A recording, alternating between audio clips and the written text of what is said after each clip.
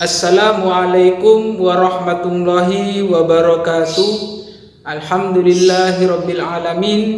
Kita bisa berjumpa kembali anak-anak, meskipun perjumpaan kali ini melalui video pembelajaran. Bapak harap meskipun perjumpaan kali ini melalui video pembelajaran, semangat anak-anak dalam menuntut ilmu tidak pudar, terus bersemangat dalam menggali ilmu. Sebelum kita mulai pembelajaran kali ini, mari kita berdoa bersama-sama membaca suratul Fatihah dengan niatan apa yang kita pelajari nanti mendapatkan ilmu yang barokah di dunia wal akhirat. Al-Fatihah.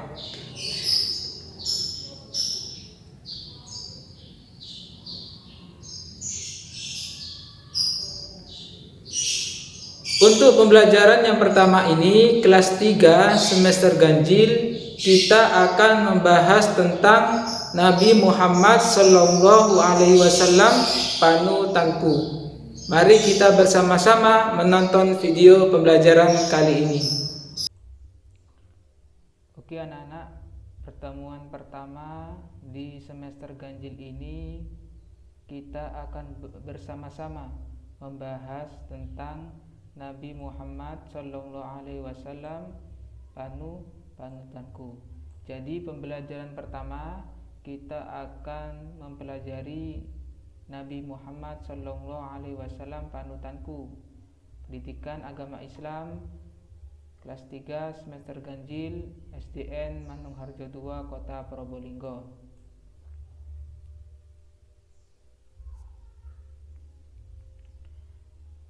Di sini ada 4 poin yang kita bahas nanti. Yang pertama adalah tujuan pembelajaran. Jadi mengapa kita membahas pembelajaran ini? Kenapa kita harus belajar ini? Nanti kita akan bahas di tujuan pembelajaran. Yang kedua adalah materi pembelajaran. Jadi poin kedua membahas tentang materi pembelajaran. Yang ketiga adalah rangkuman dari materi pembelajaran. Yang keempat adalah tugas.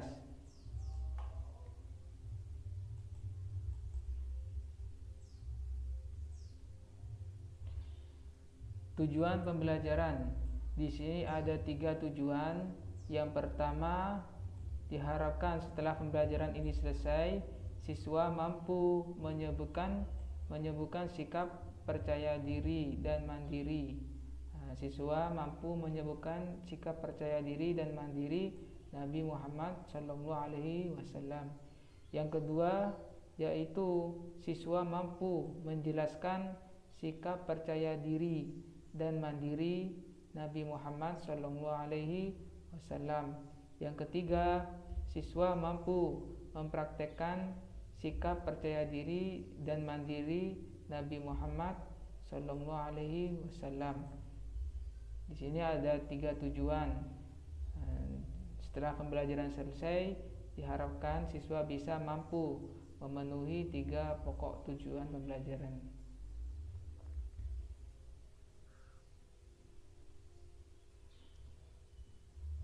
Di sini ada 4 buah gambar. Gambar pertama, gambar kedua, gambar ketiga, dan gambar keempat. Di sini Bapak bertanya kepada anak-anak, apa maksud dari keempat gambar tersebut? Apa maksud dari gambar keempat tersebut? Silakan dijawab dulu sebelum Bapak menjawabnya.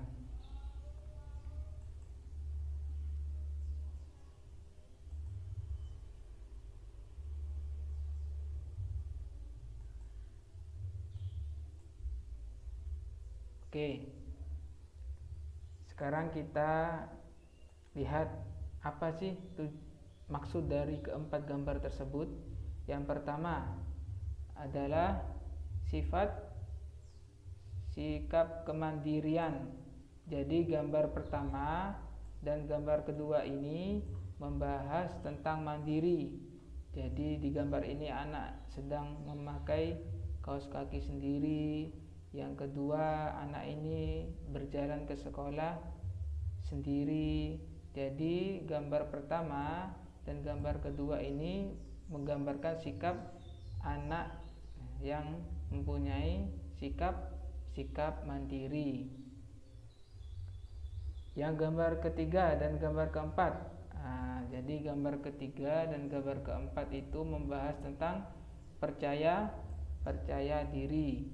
Jadi ini anak seorang perempuan, siswa perempuan itu mampu percaya diri membahas presentasi, mampu menjawab pertanyaan dari bapak guru di depan kelas. Jadi si anak perempuan ini percaya diri seperti itu. Begitulah maksud dari keempat gambar ini. Jadi kita nanti akan membahas tentang sikap kemandirian dan sikap percaya diri. Apa sih percaya diri itu, Pak? Apa sih percaya diri itu? Percaya diri itu apa, Pak?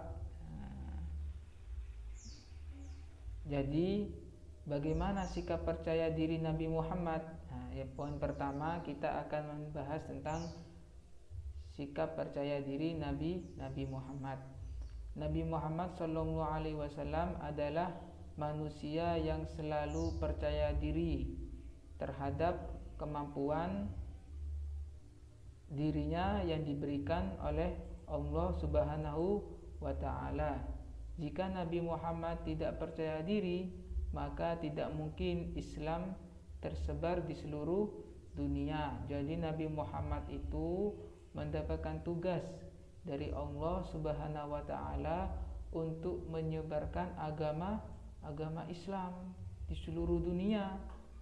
Jadi Nabi Muhammad itu mempunyai sikap percaya diri yang tinggi. Jadi kalau tidak mungkin apabila Nabi Muhammad itu tidak percaya diri, tidak mungkin Islam itu bisa tersebar di seluruh dunia. Dan akhirnya yang kita dapat sekarang, Islam sudah tersebar di seluruh dunia sampai di Indonesia seperti itu. Berarti menunjukkan bahwasanya Nabi Muhammad itu mempunyai sikap percaya diri. Nabi Muhammad SAW menyuruh kita selalu percaya diri. Orang yang percaya diri selalu menghargai kemampuan diri sendiri. Jadi orang yang mempunyai percaya diri pasti menghargai kemampuan diri sendiri. Jadi apabila kita mempunyai kelebihan, umpamanya pintar menyanyi, pintar menggambar, kita harus percaya diri. Saya ini harus bisa menjadi penyanyi yang profesional. Saya harus bisa menggambar dengan baik, dengan bagus. Jadi dengan mempunyai percaya diri seperti itu, maka kita bisa menghargai kemampuan diri sendiri. Orang yang percaya diri selalu memegang teguh pendirian. Jadi orang yang punya percaya diri yang tinggi, tidak mudah untuk ragu-ragu, tidak mudah mempunyai sifat ragu-ragu seperti itu. Selanjutnya, apa sih pengertian percaya diri itu, Pak? Apa sih pengertian percaya diri?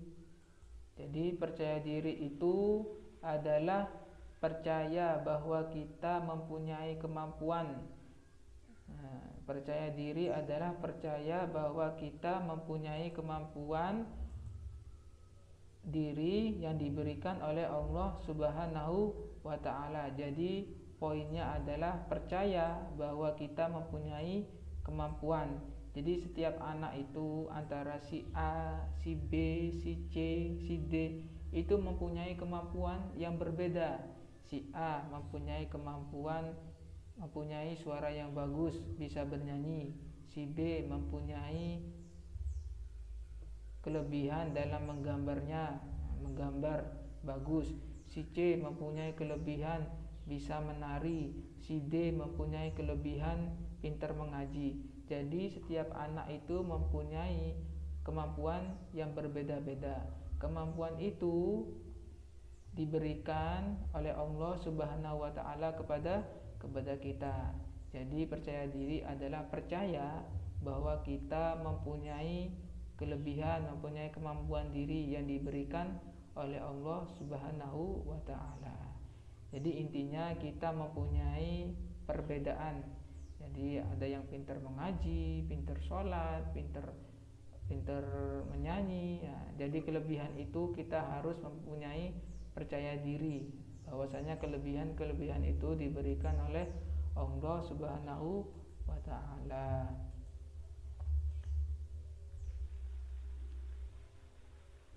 Manfaat percaya diri bagi kita. Apa sih Pak manfaat percaya diri bagi kita? Manfaat percaya diri bagi kita adalah yang pertama, yaitu memiliki jiwa yang tenang dan kuat. Jadi yang pertama itu memiliki jiwa yang tenang dan kuat. Yang kedua, memiliki jiwa mandiri. Jadi percaya diri itu mempunyai manfaat, yaitu memiliki jiwa mandiri. Yang ketiga, selalu berpikiran positif. Jadi manfaat percaya diri itu kita mempunyai pikiran yang positif. Yang keempat, yaitu selalu siap menghadapi masalah. Jadi anak yang mempunyai percaya diri yang tinggi itu siap, meskipun ada masalah apapun itu siap. Yang kelima, tidak menyusahkan orang lain. Jadi anak yang mempunyai percaya diri yang kuat tidak menyusahkan orang lain. Yang keenam, dipercaya dan disenangi oleh orang lain. Seperti itu. Ada 6 poin di sini manfaat percaya diri bagi kita.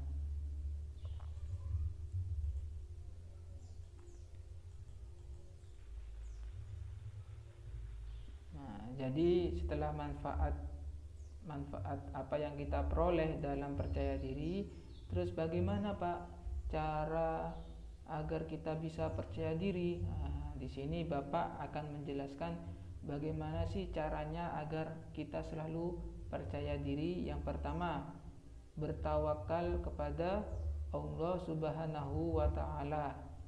Bertawakal itu menyerahkan semua hasil usaha, menyerahkan semua hasil usaha kita kepada Allah Subhanahu wa taala. Contohnya, anak-anak mau menghadapi ulangan semester.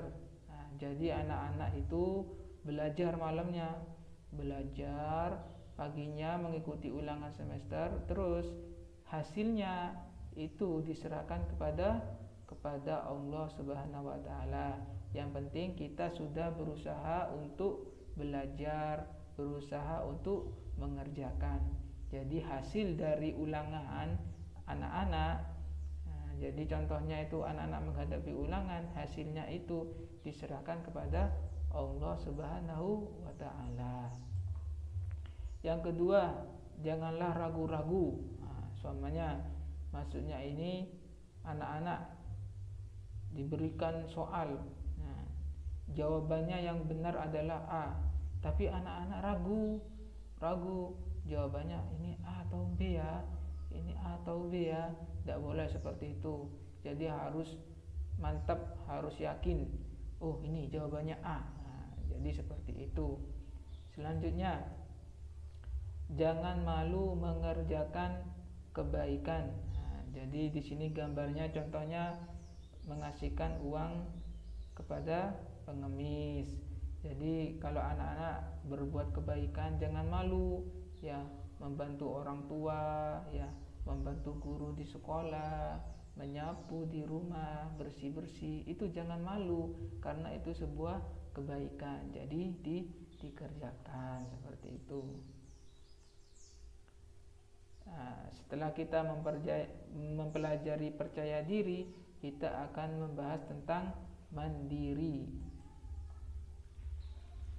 Apa sih Pak pengertian mandiri itu? Apa yang disebut dengan mandiri? Mandiri artinya melakukan sesuatu sendiri tanpa meminta bantuan orang lain. Semua yang menjadi tugas dan tanggung jawabnya dilakukan sendiri dengan penuh tanggung jawab. Jadi intinya adalah mandiri, yaitu melakukan sesuatu dengan sendiri ya, tanpa meminta bantuan orang lain. Seperti tadi, berangkat sekolah sendiri ya, memasang kaos kaki sendiri, mengerjakan tugas sendiri, mengerjakan ulangan sendiri, tidak boleh mencontoh, seperti itu. Jadi mandiri itu kita yang mengerjakan, tidak meminta bantuan orang lain, seperti itu. Beberapa contoh sikap mandiri yang bisa kita terapkan dalam kehidupan sehari-hari. Berikut ini Bapak akan memberikan contoh sikap mandiri dalam kehidupan sehari-hari. Yang pertama itu mandiri di rumah. Apa saja? Ada poin pertama, kedua, ketiga, keempat, kelima. Ada 5 poin di sini. Yang pertama contohnya adalah bangun pagi. Bangun pagi tanpa harus dibangunkan. Wah, ini mandiri. Jadi bangun pagi, sholat subuh. Sholat subuh itu anak-anak bangun sendiri tanpa dibangunkan oleh orang lain, seperti itu. Itu yang disebut dengan mandiri. Yang kedua, membersihkan tempat tidur tanpa harus diperintah. Jadi anak-anak setelah bangun tidur, tempat tidurnya itu dibersihkan sendiri ya. Dibersihkan sendiri, bukan ibu yang membersihkan, bukan bapak yang membersihkan, tapi dibersihkan sendiri. Yang ketiga, menyiapkan keperluan sekolah sendiri, dari seragam, mata pelajaran, bahkan sarapan tidak harus selalu disiapkan oleh orang tua. Jadi anak-anak menyiapkan buku yang besok mau dibawa ke sekolah, malamnya disiapkan pelajaran apa saja. Terus besoknya pagi kalau bisa masak sendiri ya. Kalau bisa beli sarapan sendiri, seperti itu. Yang keempat, berangkat sekolah sendiri. Seperti gambar tadi, berangkat sekolah sendiri jika memang rumah dan sekolah tidak terlalu jauh dan situasi sekitar aman. Jadi kalau rumahnya dekat dengan sekolah itu lebih baik berangkat sendiri, tidak merepotkan orang tua apabila rumahnya dekat dengan sekolah. Kalau rumahnya jauh, Pak, kalau rumahnya jauh itu lebih baik diantarkan, takut ada apa-apa dan situasi sekitar aman. Seperti itu.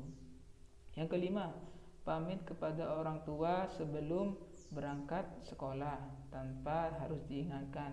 Jadi anak-anak kalau mau berangkat sekolah pamit kepada orang tua, salaman, mengucapkan salam ya. Jadi pamitan, ayah, bunda, adik mau ke sekolah, berangkat dulu, assalamualaikum, gitu. Jadi tidak boleh tiba-tiba berangkat, tidak boleh ya. Selanjutnya, mandiri di sekolah. Mandiri di sekolah yang pertama adalah menyiapkan materi pelajaran tanpa harus diminta guru. Jadi anak-anak waktu masuk kelas itu sudah disiapkan bukunya. Pelajaran apa sekarang? Samanya pelajaran tema 1, samanya pelajaran PJOK, agama, itu sudah disiapkan di mejanya. Yang kedua, mengerjakan tugas. Jadi kalau ada PR di rumah itu dikerjakan. Yang ketiga, mengerjakan ujian sendiri, tidak boleh menyontek. Jadi kalau ada ulangan harian, ulangan tengah semester atau ulangan semester, itu mengerjakan ujian sendiri. Yang keempat, tidak malu untuk bertanya jika belum paham tanpa harus meminta. Jadi anak-anak itu kalau ada materi atau pembahasan yang tidak dipahami oleh guru, oleh anak-anak, maka bertanya kepada guru, mengacungkan tangan, tanya, Bu itu apa Bu maksudnya. Jadi harus bertanya, tidak boleh malu ya. Yang kelima, tidak menggantungkan diri pada teman yang lebih dari kita. Jadi kalau bisa jangan terlalu menggantungkan. Apa itu menggantungkan, Pak? Contohnya setiap hari sering meminjam pensil, itu ya harus disiapkan sendiri ya. Setiap hari pinjam penghapus, setiap hari pinjam penggaris, itu lebih baik jangan ya. Jadi harus disiapkan di rumah itu. Selanjutnya adalah rangkuman. Yang pertama adalah Nabi Muhammad SAW memiliki sifat terpuji. Sifat terpujinya itu ada dua, yaitu seperti percaya diri dan mandiri. Yang kedua, percaya diri artinya keyakinan terhadap kemampuan yang dimiliki oleh dirinya sendiri. Yang ketiga, mandiri artinya melakukan sesuatu sendiri tanpa meminta bantuan orang lain. Jadi mandiri itu segala apapun itu dia yang melakukannya, tidak meminta bantuan orang lain. Yang keempat, anak Islam tidak boleh memiliki sifat bergantung, yaitu sikap selalu mengandalkan orang lain seperti tadi, selalu mengandalkan teman, minjam setip, minjam penggaris, minjam pensil, itu selalu setiap hari minjam. Jangan ya, lebih baik disiapkan sendiri. Untuk tugasnya itu nanti menyusul ya anak-anak. Mungkin sekian materi pembelajaran kali ini. Kita sambung nanti pertemuan kedua. Alhamdulillahirabbil alamin. Setelah kita menonton video pembelajaran, semoga apa yang kita pelajari barusan mendapatkan ilmu yang barokah di dunia wal akhirat. Kita akan bertemu kembali anak-anak di pertemuan yang kedua, di video pembelajaran yang kedua. Akhirul kalam. Assalamualaikum warahmatullahi wabarakatuh.